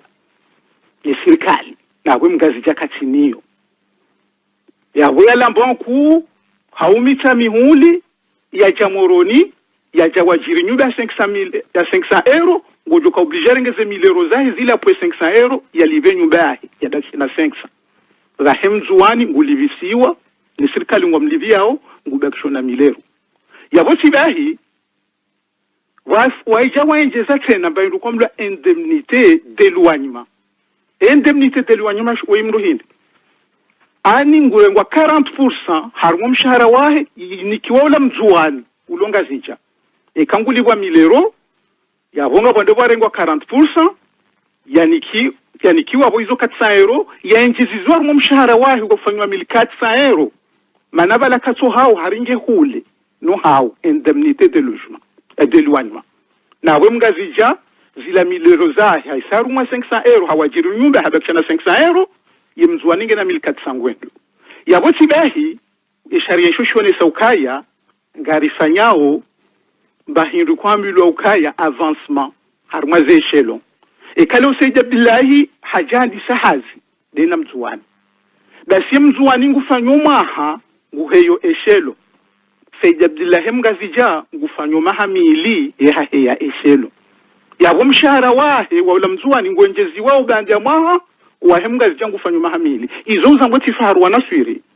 ishode sharia shafanyiwa vokema raisi walu yabu pia wakubali yetafautili yo baina mzuani na mgazija na mumali abange na maore halafu leo ungarjao harmwe turnat wananyasi wasoma walona ilmu ngwaona kayo haki ukale usisawa ye mzuani ngujapo ze kandidaturu ulanga zijabala do hao manem komori na hongu ndo faida mgazichaka tunikiwa yabanu ngasinda hukwezi bwa komori watukufu yabanu sisawa harumwe turnati shati sisawa harumwe mishahara nizifaida yabanu abujwa mshangama yangu hanyuma milima ya jamoroni yaja ufanywa za serikali gujo ya wajiri nyumba ya mshahara wahe ya live heina juma ya juhe ya live taxi ya rejeo hao wahemzo na dunu kwa mapesa ngarona kayu haki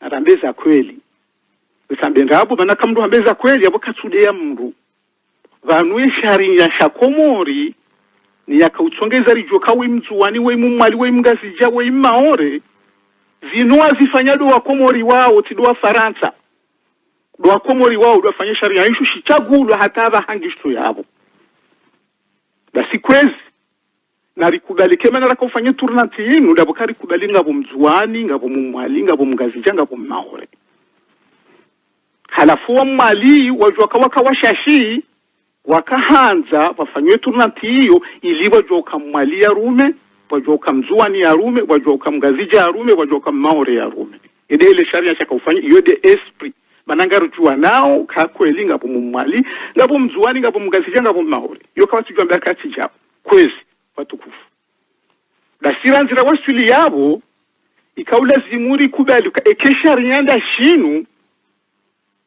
yabo mrulo ngazija rajwa kawe mzuani asobuli zifajia kauhunda ya kitaki mzuani leo kana ujua ya jibadili irange yambekafanya mgazija no wakati zifajia kauzihunda tibahi tena panu yeturnanti yinu linuti kalima la kikomori yeturnanti yinu nge henshiyo harmwe ntira haijenja komori harmwe zentizo bonze panu ye Conseil de sécurité aux Nations Unies wawona turnanti ya Union Européenne wawona turnanti ngavo mahalama Iraki eze communauté ye chef wa gouvernement wofanya par turnanti ye mana turnanti shingazija mzunguliyo enge chokirije leo rambikainu turnanti yojoka ka president mkomori yasokabwa eche adu turune eche hata mahamongo mine e president de la wai mana kama sana bamrongo mfano wa sambi ekangwa nzo ndarumwe turnanti angazija inu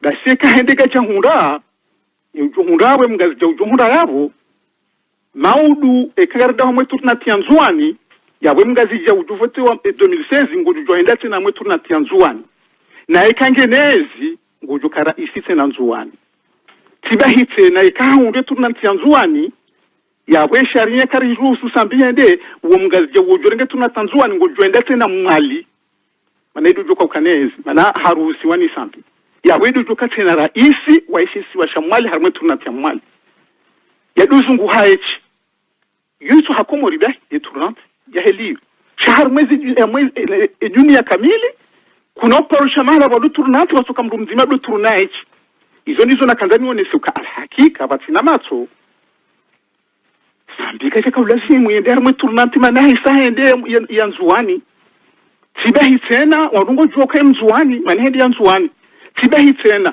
esa juka kanga nzua ngazija ngufanywazi hatuka hunduze mdamnite mngazija ya tumuhunda. Oui, Fahari Manyasi, Dr. Sedame Dengo na kanzaji bumavia. Tafadhali. Bakchandini.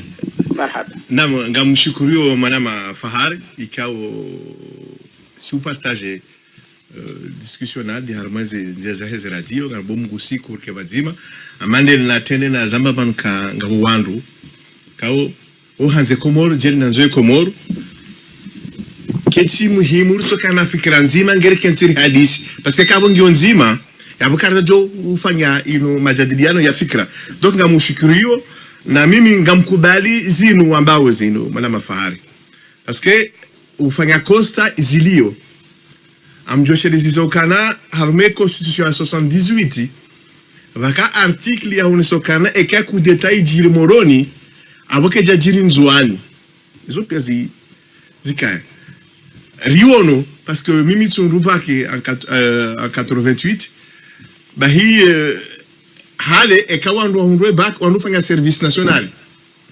bahinga zija mabashele wanzuani wakaube wangazija we somesa bahi nusu wangazija si wangazija kwa somesa kama instituteur wasaya bon abase consommer au collège changa wa kama instituteur pour favoriser wala wanyasi wanzuani izo zikaya donc ngabonongo zinji kawo Madame Fahari ngamukubalio shaba ngaranzoro rilelensi Madame Fahari nensia hatu sisi ndio wangozi wa hayo na mimi nawe na wandu waji lazima ritwe fikra malabano inusambi yanzo ifanye na mimi naonga rujuoka ilungu anzo temsajaja yengu juokana tizamba juzi ala radio galerika banwe candidature ya sambi ngujoka anzo temsajaja tiba hingulansio uboneo ngudefie wangazija ngudefie nguoneo wandu wa siasa wa hae malabano ekamwali haundu kandida manatsoda kandida mgazija armajua ngazija hindi shambe sembu waoneo waonoko hindu kanojo wateleza yo detail ilo armesha mashao shaizo nanzonambe Madame Fahari armele suala la hema sio Komoro hakika ngamuniko haki na tena ngamuniko haki Madame Fahari ka ya adui hema sio Komoro ya handani nda sio Komoro na bano manzonombo kana iende maana ka umalama limnemu abantu haeleza kana mongoza riswali ya porosa mbaka bano eze fikira za utawalifu bano utawalifu ndo umenga ndo ufakuwa ndo urenda nai mimi ngamkubalukana sisi kartujo zoranzao haungarmenyao ishorulonisho minga muombo Madame Fahari serikali ya Komoro wafanye table ronde avant les élections wandwa hundenzia raha wandu watsimane bantu anza concede mru shatika hanza constitution ni modifie handongo zinji mengoni mwizo ritie article ukana haina president ya voto harmaisiwa kanojo voto harmaisiwa hindwaji hili rikebazima rende amali ila kanza njibu Madame Fahari yabo na mbokana ngabita korna mina na munga mumshukure fikra hahe ngamjue problem ya he ma fonctionnaire bitudwaze nitikarme yezi yazali bahi rikalmo wakatokutuza kaziro bahi wakati hiyo sur 8000 fonctionnaires comoriens 6000 ikawa nyaso masiwa 6000 kijamu sakawa Komoro kwa sakawa soma ngazijawa umali shaizo izo de l'avancement parce que hale ekauka mzuani usomo maroku kwa hunda bia ya ureje haraka kwa mgazija izo faringuzi juo parce que wasomo ba kifaransa wenji tigidati kusudi shaile facilité de retour ne ka ureje Komoro namno de ko embaucher rapidement la fonction publique à l'époque ils sont pia raviralma za université ngari juao chezo détail Madame Fahari karavi ze ndoso izo ndoso za kivamala ureseve ngaranzor lele na hulela lazima riamize mare zinji ikao harmepo inu minga mkubalukana ngapo mtuani ngapo mwali ngapo mgazija ngapo maore shanga sina problem zero mwana mafari vanu hakika ngasinele swali Dr. Ngado tsinjane pibu tsali abo kairiri wishemne pilo jimbo ora hai pibu enjanji marhaba menjishabu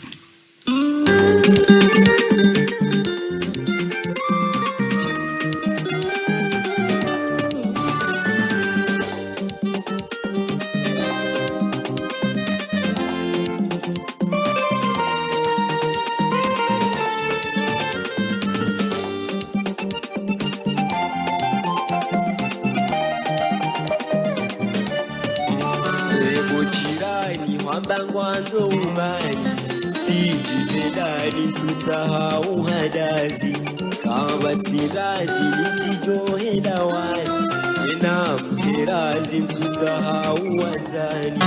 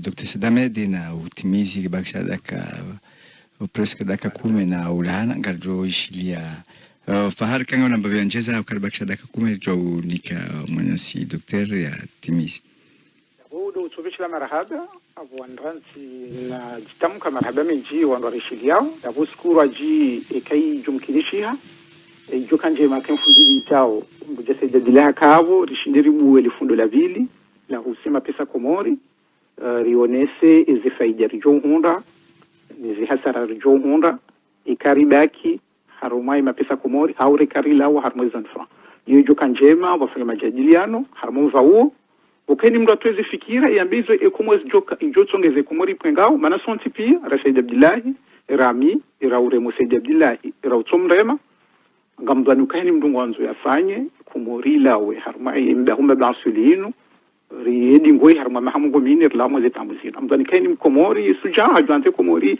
ila harma zetambuzino ya jokanjema ikaunu kwa fanya majadiliano ya mastehi heni mndu yatekeleze zifikira zahi zofikirio patina kaunu kwa dizanao hapo marhaba menji wakati wa sate na marhaba mwana mama soba marhaba menji mwana sifarisha mfikiruka dokter nge msafara au kangulindo au Komori ngulindo hawingi tafadhali mnemwa jotimizile ba kishana daka nsanu na ulahana rara janika mwanama limnemu atikanzani shukurie mwanama Fahari et débat intéressant ya husemone hakika tijujiviwa parce que amaneli ya hamba mrujore mamru hau hasutene mru hamastehi parce que van haina mru kwanze masio Komoro donc ngamumshukurio mwanama Fahari Jelika parce que vanu ilizoti eleza wanama wengi wa kisiasa ukavanu kabati mru azalwa na ilmu masio hatu ngasina mahamengo mine yangamia ngari proposeo fikira ngatahau andu warengeze fikira za hatu kamru ambaka yini yombi shaya ambia yenjemanda hivi ijovu kishema si wa Komoro shaya ambaka yini yombi hapo basi yini yombi na nini donc ngasina mwalama vice president wa Komoro alternative hunu Valence ngujoka hunu mimi mbomu abo samjuka Komoro shaya ngujo intervene mimi ngamjishiliani à la radio par l'internet de Komoro inshallah taala shamanzo nambokana ngamshukuru mwana Fahari na ngamshukuru haina mrutoka wonsi usaidio zefikira za mulelo sonu za Komoro wandu wakevazima ngenga mkazo yabo ngamshukuru Radio Gazelle nike mwana alimne mwa pano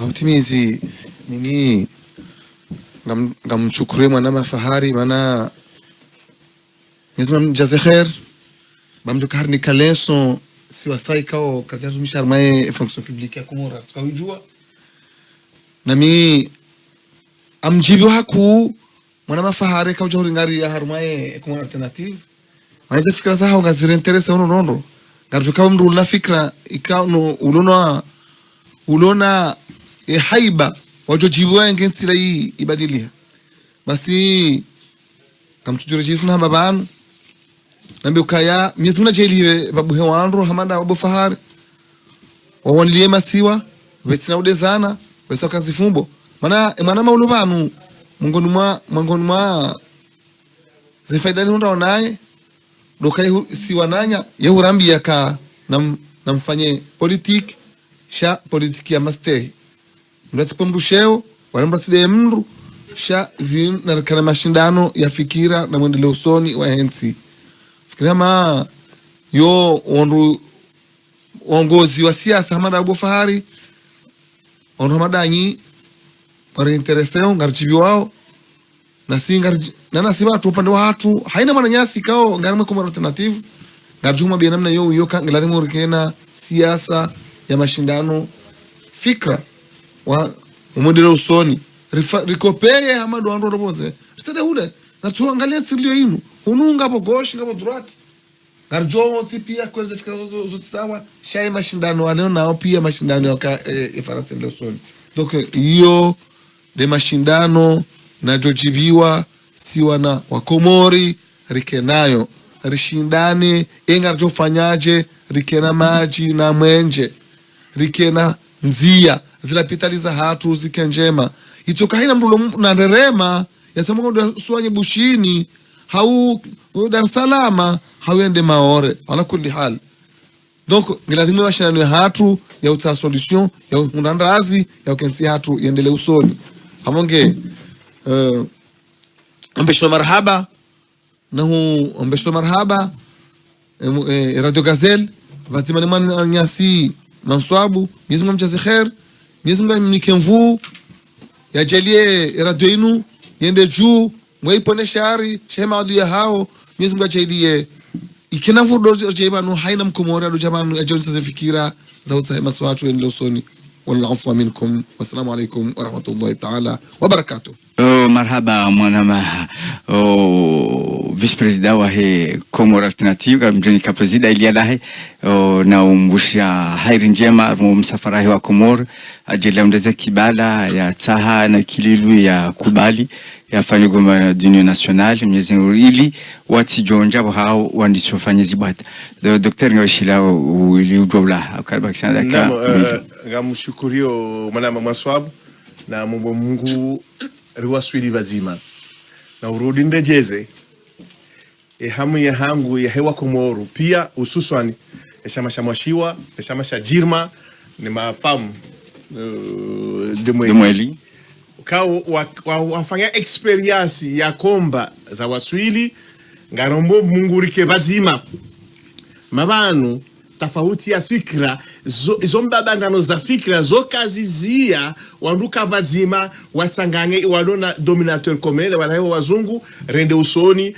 ngega mwaparo haina mwana mkomoro udona fikra yanzo mabadiliano yanzo zendia zifanyiwa yanzo bakekomoro bakemaji bakemwenje yabo ritoe wandu mahamengo minene wangamize ensi libalie equipe indwaji mana karno shinda mrua hayeche yavukishe nsila yanzo equipe ijoka solide ijoka organize ijoka prepare libalie ensila kabno kamijuza shanganzo mipango na hazi njema na mwelewano na mastehi.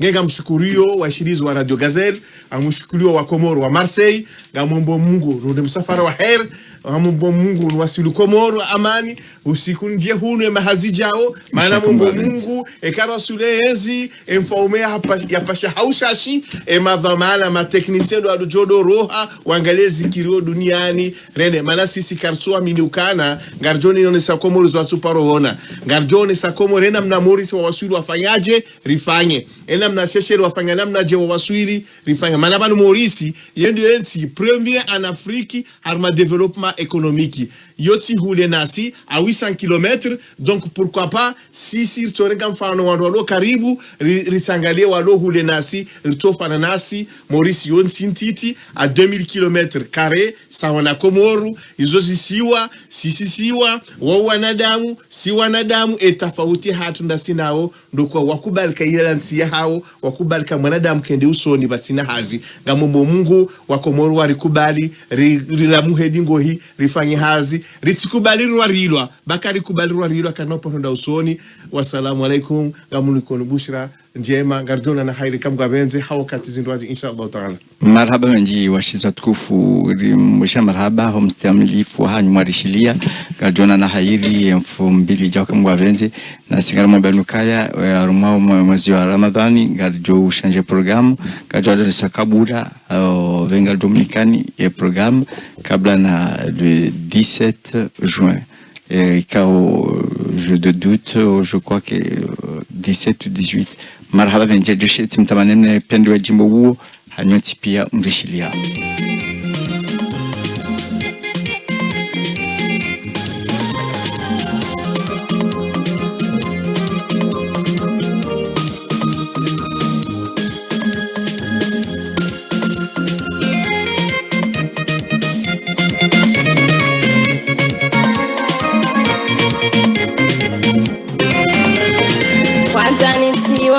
Tena si hujumu shaleweza tate ndio nisiwasumu kwanza nitiwanza tena si hujumu shaleweza tate ndio nisiwasumu shalewe mabudi kwa chani chamu yewangu kunyato hudo muhimu wabiri pocho tena wabiri pocho